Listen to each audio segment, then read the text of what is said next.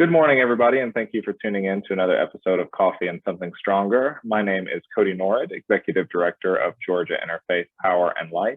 Coffee and Something Stronger is a coffee chat style interview show where we sit down with practitioners, academics, and faith leaders to talk at the intersections of faith, justice, and climate change. And this morning we have on Kim Bednarek, the Executive Director of the Okefenokee Swamp Park.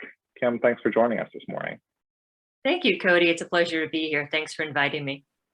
Before we get started, could you say a little bit about the Okefenokee Swamp Park, what it is, and what your role is there? Yeah, be happy to. So I am the Executive Director of the Okefenokee Swamp Park in Waycross. It is a 75-year-old nonprofit. It is a leader in the community, and we partner with Okefenokee Adventures in Folkestone, which is a new acquisition of the park. So we now have 2 entrances.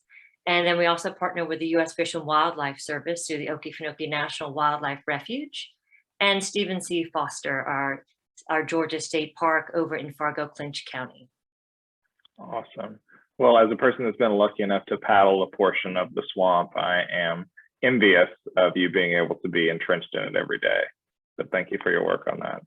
Yeah, Cody, it's a pleasure. We get to steward upwards of 50,000 guests a year into the Okefenokee Swamp to experience 120 miles of water trails, platforms, interpretive naturalist guided trips, and all kinds of other wonders of the Okefenokee.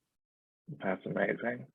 Well, I'm super excited to dive into the history of the swamp, what it means to the community, and some threats that are actually coming up against the swamp. But before we do that, Kim, I thought I'd ask you to ground us with a reading.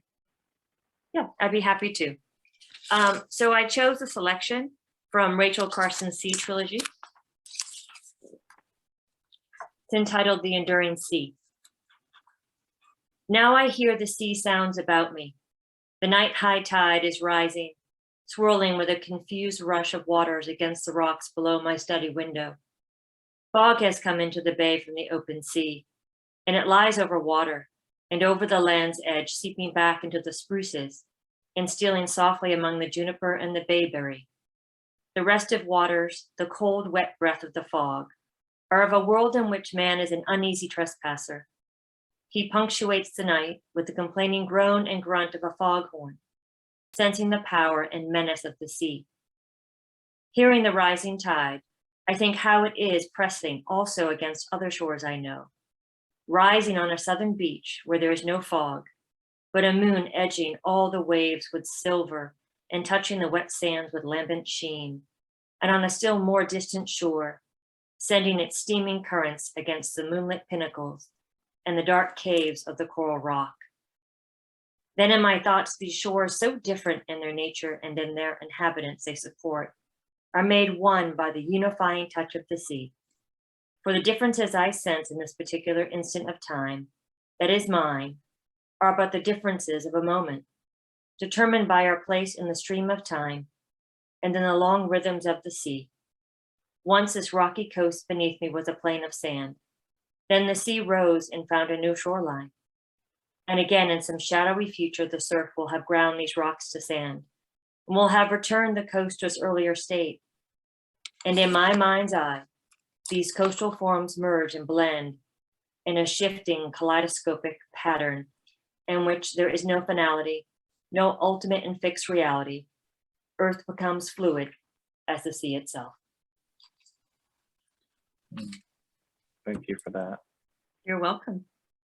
And what does that reading mean to you, and how does that intersect with your work? So, I grew up on the coast of New England and spent most of my childhood either playing on the beach or out in a small 18-foot tri-hull with my family fishing and enjoying the ocean. I also was a naturalist on a whale watching vessel out of New Hampshire, out of Rye, New Hampshire, for a number of years, and worked in Alaska on fishing charters and sailed boats up and down the coast, the West Coast. So I have a deep connection with the ocean, the sea, and all things that of my childhood, of those memories of being at the ocean shore and enjoying all the wonders. That's great. Well, you've been a lot of special places, it sounds like, in your tenure. Yeah. and you now preside over a pretty special place. And I wonder if you could talk a little bit about the Okefenokee Swamp itself and why it matters to Georgians and this place. So the Okefenokee Swamp truly is an ecological wonder. It's the largest blackwater swamp in North America and is filled with a variety of iconic flora and fauna. Also, the Okefenokee is a Ramsar wetland of international importance. It is a designated wilderness area. And it's a national wildlife refuge as it was designated in 1936. 438,000 acres of wetlands that are not pristine, but I would say they're resilient. You know, the Okefenokee was intensively logged in the early 1900s. We had the Swanee Canal Company and the Hebride Cypress Company that worked pretty diligently to take cypress trees out of the Okefenokee. And, you know, people wanted to drain the swamp and had all kinds of ideas of what to do until 1936 when it became a national wildlife refuge. And the swamp has been resilient. It has recovered brilliantly and now does stand as an ecological wonder. It has an incredible history and culture that has been stewarded by the people around the Okefenokee. The Muskogee were the first peoples in the Okefenokee. And then we have our swamper families who have been working in the Okefenokee as homesteaders for well over a century. So it is a place of, I would say, you know, beauty and light. I think when people think about a swamp, they think of maybe darkness, but it actually is the exact opposite. It's filled with life. And at the precipice of some really challenging moments with climate change, we're having to make difficult decisions as a society. And one thing that the Okefenokee holds for us is an incredible carbon bank. It's actually a peat bog. And that peat sequesters carbon at an incredible rate. And so when we're thinking about managing for the future and really guarding against some of the worst damages of climate change, we have to be stewarding our natural resources and assets like peat bogs to protect them and maintain the hydrology and maintain the ecosystem so that we don't have a situation where peat burns uncontrollably. One thing that's important to know about the Okefenokee Swamp is that it's a fire-dependent ecosystem.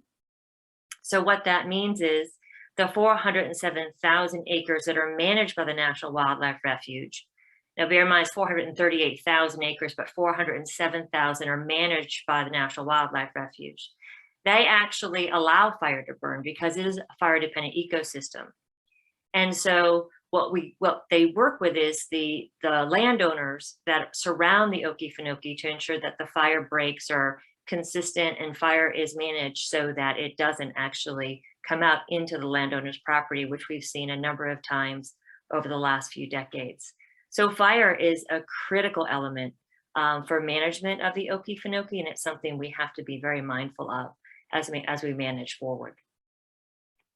That's so great. Yeah, I mean, as I mentioned, I got the opportunity to be there, and I can say without a doubt, it is truly one of the most wild places that I think you could get to.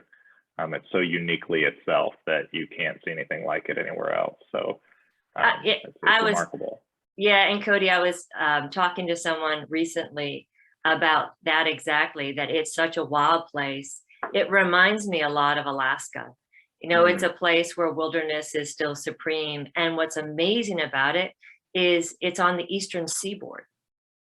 It is probably one of the most remote places that we have on the eastern seaboard. And so it's incredible. And if you have the opportunity to travel into the Okefenokee and camp on one of the platforms, it's a designated dark sky park on the western side of the Okefenokee, Stephen C. Foster State Park in Fargo. So the night sky is extraordinary. And if you're someone who enjoys astrotourism, it is absolutely the place for you to go enjoy the astrology and to enjoy the night sky and the wonders of the night.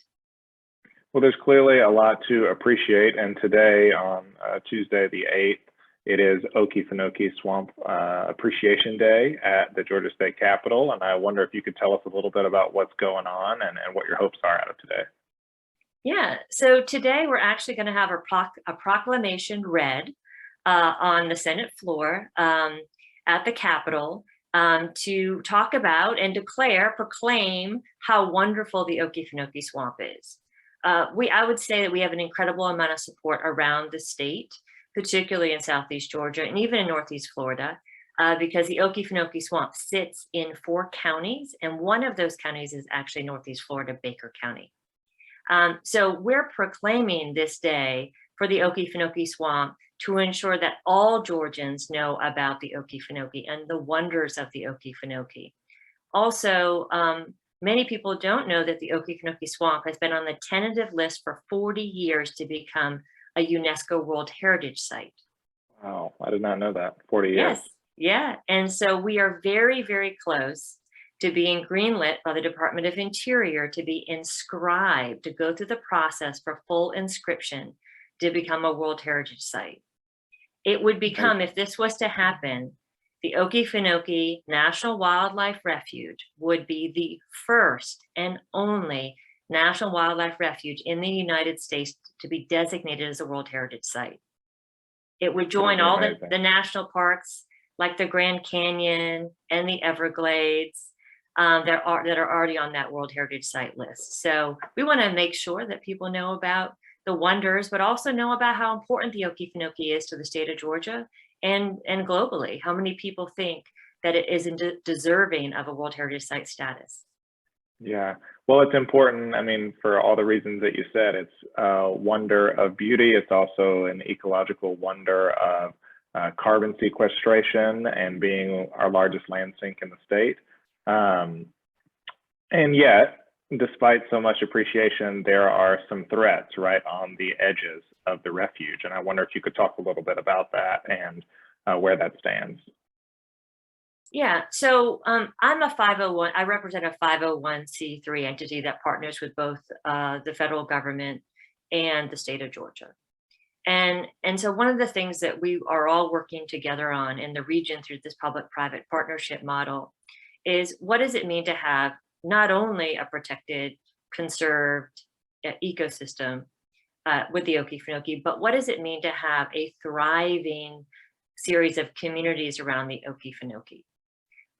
We view the Okefenokee as a catalyst for regional economic development that includes a mosaic of industry, which is timber, which is critically important to Southeast Georgia and a great partner to the National Wildlife Refuge. And then there's also mining, right? And then we have ecological, historical, and cultural tourism. So the question that you pose, Cody, is what's currently happening that's drawing a lot of attention to the Okefenokee as threatening the Okefenokee.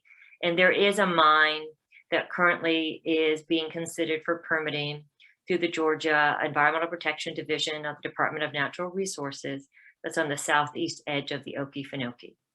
And that is really bringing people to the table to talk again about how close can we mine to near the Okefenokee and not damage the Okefenokee Swamp or impact the swamp from a hydrological perspective. And I'll say there's a lot of opinions on this. What we want to be sure of is that we follow all the appropriate procedures and we fact check as we need to ensure that anything that happens at the edge of the Okefenokee will not harm the Okefenokee. It has garnered a lot of support and interest from conservation groups around the region and also from people who live in the community. And I think one reason why this is so such a difficult topic in the community is that these communities struggle for a robust economy. They struggle for opportunity. They struggle for rural prosperity. There isn't rural broadband around the Okefenokee. The children, we partner with the 9 K-12 county school systems, and those students in COVID have not had access to education because you don't have rural broadband in place. There's some real issues around investment in this region of the state that, if addressed, we believe we could have more of that true mosaic of what we call economic opportunity that's inclusive of research, education, ecological tourism, as well as the industry components. But what we don't want to see happen is that we allow an industry occurrence that's going to harm the future of the Okefenokee. That's an existential threat. And that currently is under discussion across the state, but very specifically within the DNR.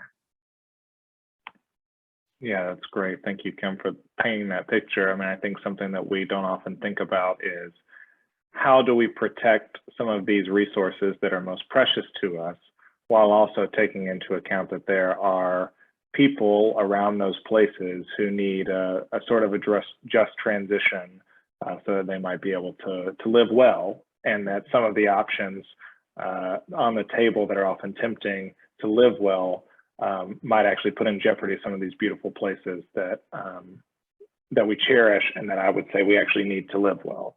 So I appreciate you bringing that up. And what do you think, you know, coming out of today and the Appreciation Proclamation, you know, what's your greatest hope for the communities around the Okefenokee Swamp and for Georgians across the state who are concerned about the health of the swamp? So I believe that education first is what needs to happen. The more community members who understand the opportunities moving forward, the more Georgians that understand the value of the Okefenokee Swamp, the more likely we are to come to the right decision. So making sure that our conversations as well are inclusive. So I would say inclusivity around the future of the Okefenokee region is important. I mean, I would love to see strategic conversations across the three counties, which is, you know, Clinch County, Charlton County, and Ware County in Georgia, where the Okefenokee Swamp is a basin swamp, actually sits in those counties. Those are our gateway communities. Like, those communities have to be engaged in the conversation of what's next. And then they also, they are worthy of investment from the state of Georgia. You know, we have a variety of really compelling ideas for infrastructure investment when it comes to improving interpretive exhibitry, the quality of education and research opportunities in the region, investment in those towns, in those cities, so that the people actually have an opportunity to tell their story to all the guests that come from all over the world to visit the Okefenokee. So I really think the more conversation that happens, the more education about the opportunities these communities and the state has for the future, the more likely we are to come to the right decision on the Okefenokee Swamp. Kim, thank you so much for coming on this morning. I'll highlight for everybody who's tuned in. I think there are two paths that you can take, one of education and one of action here this morning. There is a great documentary that's been produced about the Okefenokee Swamp that highlights a lot of its beauty and the importance of it that it's linked to right above this video. And then the second thing that's linked above this video is an action step to reach out to those legislators, elected officials, and encourage them to support the swamp and to protect it and to take into consideration the things that Kim has lifted up here, and to find some solutions that both protect some of our natural wonders and ensure that communities can thrive at the same time, and to build a world that we don't have to sacrifice one for the other. So thank you all for tuning in this morning. And Kim, thanks again for taking some time and being with us. Thank you, Cody, for inviting me. It was a pleasure. Thank you. Okay, bye.